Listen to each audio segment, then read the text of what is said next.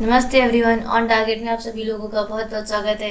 दोस्तों, BCC course की video series के इस वीडियो में आपका जो टॉपिक चल रहा था, यूनिट 5 चल रही थी, आपका नया टॉपिक था, नया चैप्टर था, इंटरनेट और वेब ब्राउजर से रिलेटेड ये चैप्टर था। चलिए इस चैप्टर के आगे टॉपिक को कंटिन्यू करते हुए देखते हैं हम अपने नए टॉपिक्स को, जो कि हमारा है कि अब हम इंटरनेट को कनेक्ट करना सीखेंगे। इससे पहले हमने क्या सीखा था, इंटरनेट क्या होता है, नेटवर्क क्या होता है, इंटरनेट जो होता है उसके एप्लीकेशंस कौन कौन से होते हैं, इसका यूज़ क्या क्या है, डिसएडवांटेज क्या क्या है और इसके एडवांटेज क्या क्या है। ऐसे ही बहुत सारी चीज़ों को हम लोगों ने सीखा था, कैसे हम घर बैठे इंटरनेट से क्या कुछ कर सकते हैं।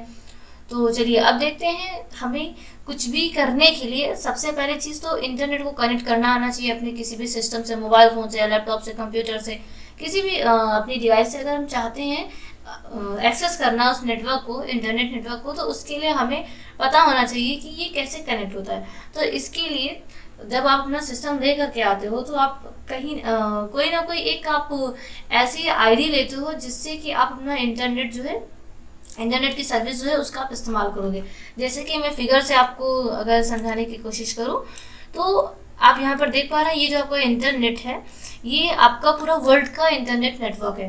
ओके, इस नेटवर्क को आपको प्रोवाइड करता है कोई भी एक कंपनी जो कि इस नेटवर्क को आप तक पहुंचाती है। तो एग्जांपल में अगर आप जियो कंपनी ले सकते हैं, तो आपका जो ये आईएसपी है, इंटरनेट सर्विस प्रोवाइडर, ये जियो कंपनी मान लो आपकी है, तो ये क्या करेगी, ये आपके एरिया में जहाँ कहीं भी उसके कनेक्शंस होंगे, ये तो आपका मेन हब हो गया। इसके बाद में यहाँ पर जो इसका सेंटर, अब ये सेंटर हो गया, सेंटर के बाद में कहीं ना कहीं अब लगभग कितनी जगह पर फैला हुआ है ये, तो आपका जो जियो कनेक्शन है ये जहाँ कहीं भी है आपके एरिया में, वहाँ के मॉडेम तक शेयर होगा। मीन्स कि इंटरनेट को यहाँ से लेकर के आपके एरिया के मॉडेम तक शेयर करेगा और वो मॉडेम जो है वो आपके घर के राउटर तक शेयर करेगा। जो राउटर होता है वो वायरलेस भी होता है और वो वायर्ड भी होता है। आप चाहो तो उसको वायरलेस कनेक्शन से भी एक्टिव कर सकते हो, मीन्स एक्सेस कर सकते हो, या फिर उसको वायर्ड के थ्रू कनेक्ट करके भी एक्सेस कर सकते हो। इस तरह से हम इंटरनेट को कनेक्ट करते हैं अपनी किसी भी सिस्टम से, किसी भी डिवाइस से। अब बहुत ही बेसिक में जाते हैं थोड़ा सा कि हम क्या करते हैं। सिंपल सी, जैसे हम एक मोबाइल फ़ोन लेकर आते हैं, नॉर्मली हम सिम कार्ड इस्तेमाल करते हैं, जिसका इस्तेमाल करते हैं हम कॉल करने के लिए या मैसेज करने के लिए। अब बात आती है इंटरनेट को इस्तेमाल करने की, तो उसके लिए हम अलग से एक सर्विस पैक लेते हैं जिसे हम डेटा पैक कहते हैं। ओके, तो इस डेटा पैक का इस्तेमाल हम करते हैं नेटवर्क को एक्सेस करने के लिए, जो कि हमारा इंटरनेट है उस नेटवर्क को एक्सेस करने के लिए। अब हम बहुत सी सर्विसेज जो कि हमारे इंटरनेट पर अवेलेबल है उन सभी का इस्तेमाल कर सकते हैं।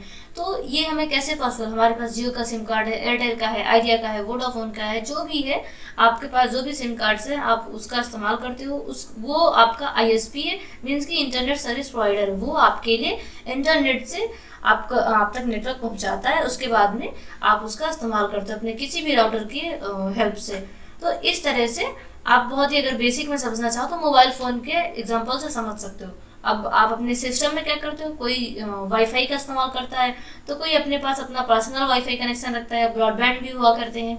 तो ऐसे ही करके आप डिफरेंट टाइप के आपके पास ऑप्शन है कि आप किस तरह से इंटरनेट को एक्सेस करना चाहते हो, इंटरनेट नेटवर्क को अपने सिस्टम के लिए यूज़ करना चाहते हो।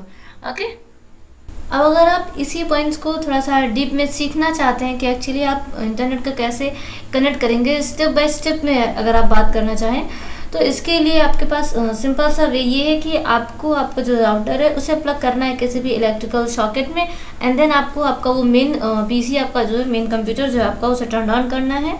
एंड इसके बाद आपको उसमें ओपन करना है कंट्रोल पैनल को। कंट्रोल पैनल अगर आपको उसका आइकन नहीं दिखता है तो आपको switch to the icon view पर क्लिक करना है, जिससे कि वो एक आइकन में दिखने लगे आपको। एंड देन आपको वहाँ पर ऑप्शंस मिलेगा नेटवर्क एंड शेयरिंग सेंटर, और जब आप नेटवर्क एंड शेयरिंग सेंटर पर क्लिक करेंगे देन आपको उसके नीचे कुछ ऑप्शंस मिलेंगे, जिसमें से आपका जो आइकन होगा, उसमें जो मेन ऑप्शन होगा आपके पास वो होगा एक्टिव नेटवर्क्स का।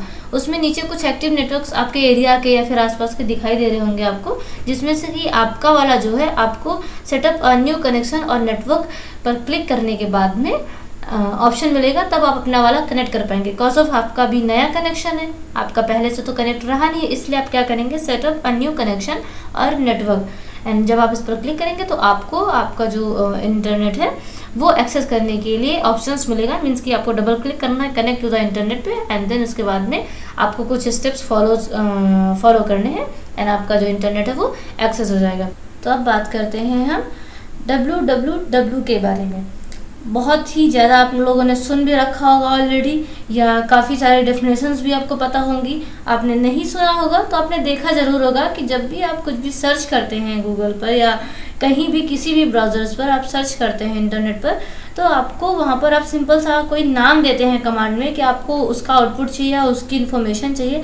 होता क्या है एक्चुअली में, बहुत सारा लिंक जैसा कुछ बन करके आ जाता है जो आपकी समझ में नहीं आता है, लेकिन वहाँ पर www स्टार्टिंग में लिखा हुआ होता है। तो ये www क्या होता है? सबसे पहले इसके फुल फॉर्म की बात करें तो ये होता है वर्ल्ड वाइड वेब। अब ये किसने इसको इन्वेंट किया था, मीन्स कि इसको किसने बनाया था? तो टिम बर्नर्स-ली ने इसको तैयार किया था, मीन्स कि इसके जो फाउंडर कह सकते हैं या इसके इन्वेंटर जो हैं वो टिम बर्नर्स-ली थे। ओके, और जो आपका www है, W3 भी जिसे कहा जाता है, ये एक हाइपरटेक्स्ट ट्रांसफर प्रोटोकॉल का, जिसे HTTP भी कहते हैं, इसका इस्तेमाल करके आप तक सर्विसेज पहुंचाता है। ये एक तरह का कह सकते हैं कि एक तरह की इंटरनेट सर्विस है। ओके, इस तरह से ये आप तक जो है, आप जो भी कमांड करते हैं, जो भी आप डिमांड देते हैं, वो आप तक जो सर्च करके इंटरनेट से लेता है और आप तक डेटा सर्व करता है।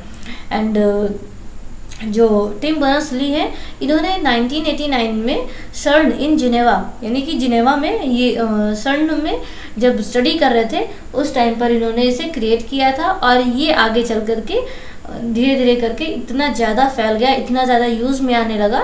इस पे बहुत इन्होंने जब इसको बनाया था तो इनका प्रपोजल यही था कि रिसर्चर्स जो है वो एक साथ मिल करके काम कर सके, जिससे कि बहुत ही इफ़ेक्टिव काम हो, बहुत ही एफिशिएंट वर्क हो। ऐसे वर्क के लिए इन्होंने इसको डेवलप किया था और आगे चल करके ये कुछ वैसा ही प्रूफ भी हुआ है कि इससे बहुत ही ज़्यादा हेल्प होती है। बहुत सारे लोग एक साथ रिसर्च करके काफ़ी कुछ समय की बचत करते हुए कर पाते हैं। तो फाइनली www के बारे में आप क्या जानते हैं? ये इसका जो फुल फॉर्म है वर्ल्ड वाइड वेब होता है। इसके जो इन्वेंटर है वो टिम बर्नर्स-ली हैं, जिन्होंने इसको सर्न इन जेनेवा में रह करके, मीन्स कि जेनेवा के सर्न में रह करके 1989 में इसे डेवलप किया था। डेवलप इन्होंने इसी प्रपोजल के लिए किया था, इसी प्रपोजल के साथ किया था कि जो रिसर्चर्स हैं वो एक साथ इफ़ेक्टिव वर्क कर सकें, इफ़िशिएंट वर्क कर सकें। ओके, और आगे चल करके ये कुछ वैसा ही साबित भी हुआ। और इसके अलावा जो आपका ये www है, ये एक तरह की इंटरनेट सर्विसेज है जो कि हाइपरटेक्स्ट ट्रांसफ़र प्रोटोकॉल का इस्तेमाल करके आप तक जो भी सर्विसेज हैं उन्हें पहुंचाती है, या फिर जो भी डेटा है आप तक वो पहुंचाती है। ओके, तो फ्रेंड्स आज के लिए इतना ही। आगे आने वाले वीडियोस में हम लोग बात करेंगे अपने नेक्स्ट टॉपिक की, जैसे कि वेब ब्राउजिंग हो गया, उसके जो एप्लीकेशंस होते हैं और वेब ब्राउज़र कैसे किसे कहते हैं, या फिर कैसे हम किसी ब्राउज़र पर सर्च करते हैं एक्सेट्रा। इन सभी चीज़ों के बारे में आगे आने वाले वीडियोस में हम लोग लर्न करेंगे। तो thank you for watching this video. Don't forget to like, subscribe and press the bell icon and share with others with the same message. Thank you for watching.